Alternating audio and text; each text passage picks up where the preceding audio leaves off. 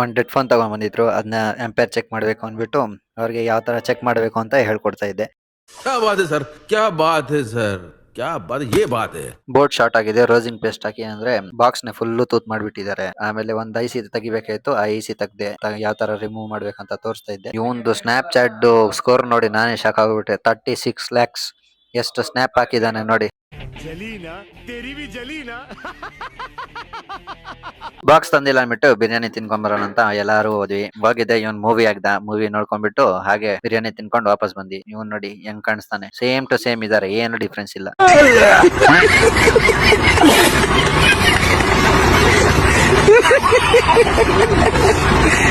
ಒಂದ್ life phone ಬಂದಿತ್ತು, ಇವ್ರು ಬಂದಾದ್ಮೇಲೆ ಅವ್ರಿಗೆ ಒಂದ್ ಕೊಟ್ಟಿ, ಅವ್ರು 3 ಜನ ಕೂತ್ಕೊಂಡಿದ್ರು. ಅದನ್ನೇ ಹೇಳ್ತಾ ಇದ್ದೆ ಯಾವ ತರ ಚೆಕ್ ಮಾಡ್ಬೇಕು, ಒಂದೊಂದೇ ಪಾರ್ಟ್ಸ್ ಎತ್ಬೇಕಂತ. ಇವರು ಪಾಪ 10 ವರ್ಷ ಆಯ್ತು ನೋಟ್ಸ್ ಬರೆಯೋದ್ ಬಿಟ್ಟು, ಇಲ್ಲಿ ಬಂದು ಮತ್ತೆ ನೋಟ್ಸ್ ಬರೀತಾ ಇದ್ದಾರೆ. मौसम तो ऐसा लग रहा है दिल गार्डन गार्डन हो रहा है. बहुत मजा आ रहा है यहाँ पे.